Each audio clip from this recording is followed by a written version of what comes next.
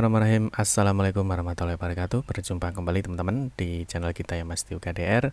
Oke teman-teman, di kesempatan kali ini kita akan berbagi informasi kembali ya, masih di seputar rekrutmen ya untuk P3K tahun 2024 ini.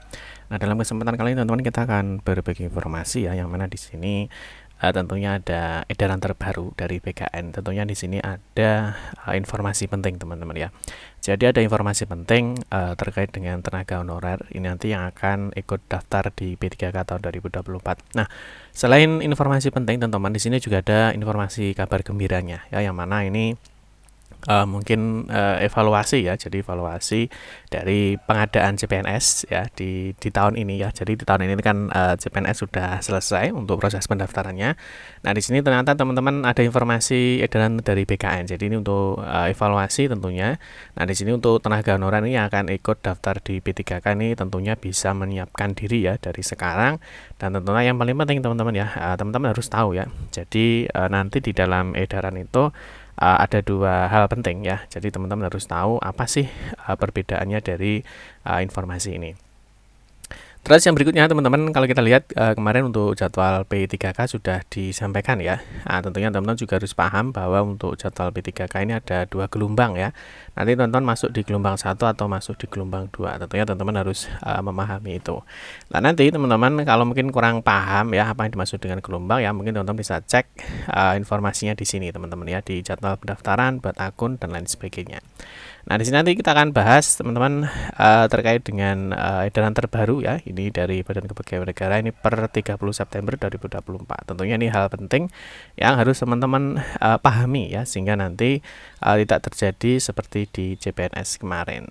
Oke teman-teman ya, silahkan simak video ini dan semoga informasi ini bermanfaat. Baik rekan-rekan semua, kita ingatkan kembali ya, bagi kalian yang baru pertama kali ya bergabung di channel ini, atau mungkin baru melihat channel ini, jangan lupa ya klik tombol like ya, silahkan klik tombol subscribe dan bunyikan lonceng notifikasinya ya, biar Anda selalu mendapatkan informasi pertama kali dari kami.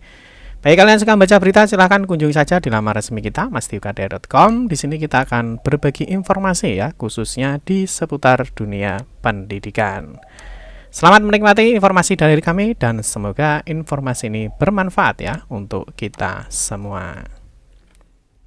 Oke teman-teman, langsung saja kita bahas untuk edaran terbaru dari BKN. Tentunya di sini ada kabar penting dan juga kabar gembira ya bagi tenaga honorer nanti akan ikut daftar di P3K tahun 2024. Oke, yang teman-teman untuk jadwal seperti yang saya jelaskan tadi ya, mungkin teman-teman juga sudah paham untuk hari ini sudah bisa mulai pendaftaran ya. Jadi untuk pembuatan akun, tapi untuk nanti kita tunggu informasinya ya. Jadi kalau saat ini kalau kita cek di laman SSJSN itu belum bisa ya untuk pembuatan akun.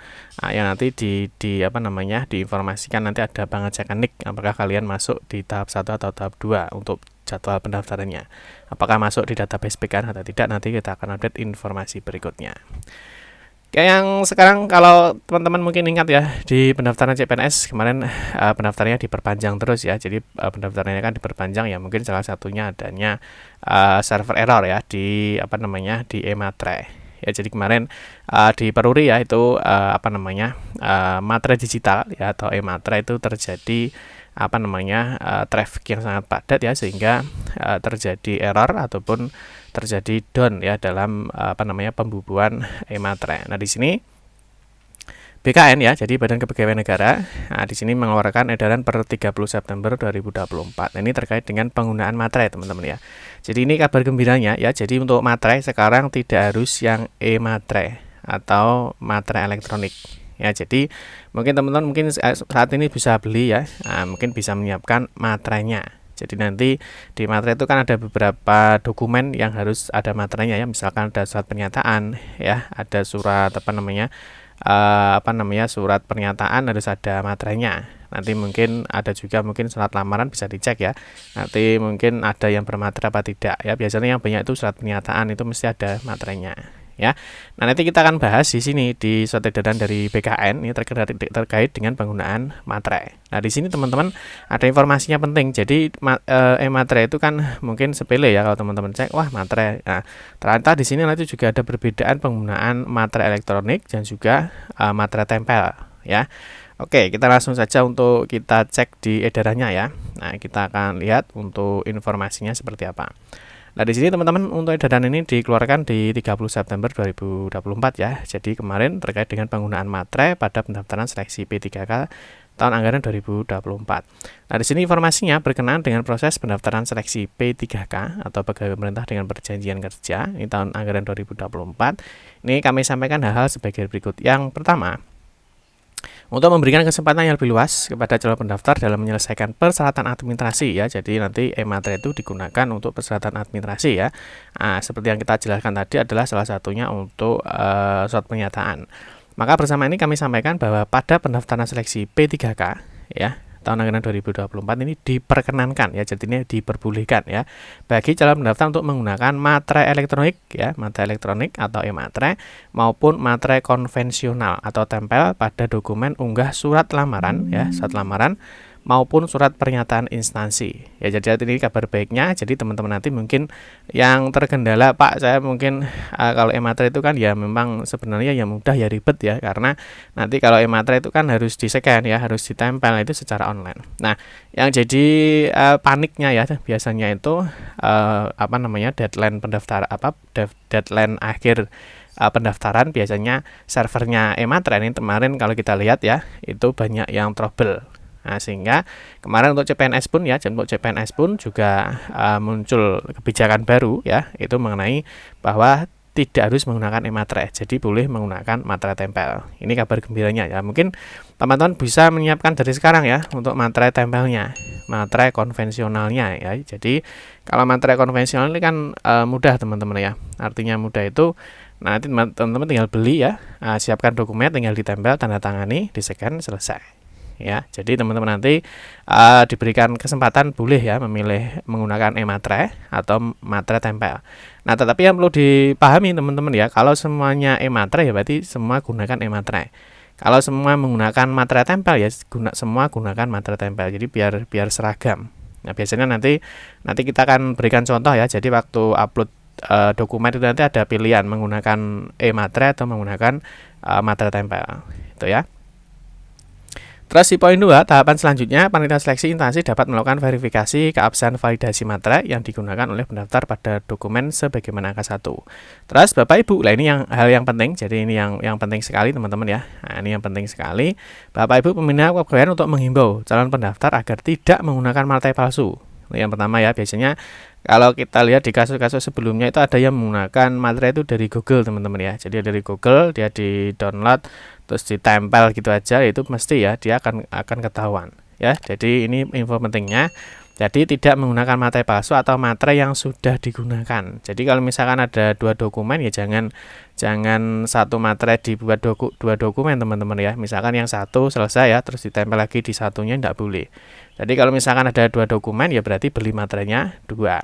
Ya, jangan satu terus dibuat dua dokumen, tapi beli materai dua nanti digunakan untuk dua dokumen. Ya, paham ya? Nah, karena hal tersebut dapat mengakibatkan tidak memenuhi syarat atau TMS ya pada tahap seleksi administrasi. Jadi nanti kalau kelihatan materainya ternyata palsu ya, atau mungkin materai ini digunakan di dua dokumen atau dua berkas, dan nanti dinyatakan TMS atau tidak memenuhi persyaratan. Paham teman-teman ya? Jadi selain kabar terbarunya ya, jadi selain penggunaan materai, tentunya teman-teman juga bisa memilih menggunakan e-materai atau materai konvensional. Nah, terus untuk perbedaannya ini yang paling penting. Nah, ini yang paling penting. Jadi informasi untuk e-materai. Jadi ini yang materai konvensional, ini yang materai elektronik. Ya, jadi teman-teman harus paham nanti mau menggunakan yang mana. Nah, jadi harus seragam teman-teman ya. Terus di sini diinformasikan. Nah, ini ada aturan terbaru ya. Jadi berdasarkan edaran tadi 6655. Ini tadi ya, ini tadi kan nomor edaran 6655, ini terkait penggunaan materai. Atau mungkin teman-teman nanti yang mau download edarannya ya, seperti biasa teman-teman bisa masuk di mastiukadea.com. Di sini sudah ada edaran terkait dengan penggunaan e-materai. Ya. Terus yang berikutnya, ya ini ada perbedaan ya. Nah, ini yang harus kalian pahami. Jadi kalian harus wajib paham terkait dengan perbedaan penggunaan materai fisik ya, atau konvensional dengan e-materai atau materai elektronik. Ini harus dipahami ya. Ini baik di CPNS ataupun di P3K ini sama. Nah, nanti waktu upload berkas teman-teman ini ada informasinya ya. Jadi jenis materai yang digunakan itu apa? Apakah menggunakan materai elektronik atau menggunakan materai konvensional? Ini teman-teman harus paham. Nah, terus perbedaannya teman-teman untuk penggunaan. Nah, ini kalau materai fisik atau konvensional atau tempel ya, maka ini dokumennya ini sebelum tanda tangan ini ditempel materai dulu.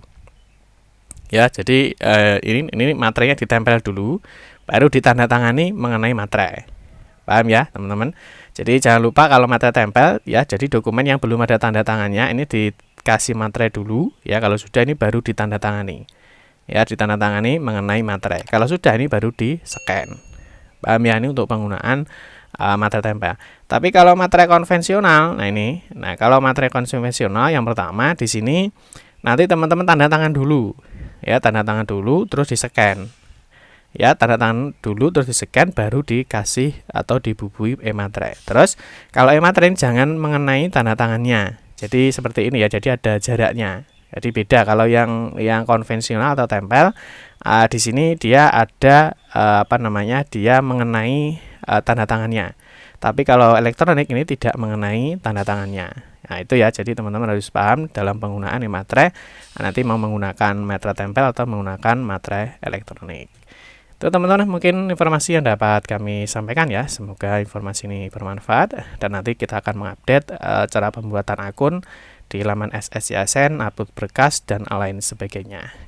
Demikian yang dapat saya sampaikan. Mohon maaf jika ada salah kata dalam memberikan informasi dan penjelasan.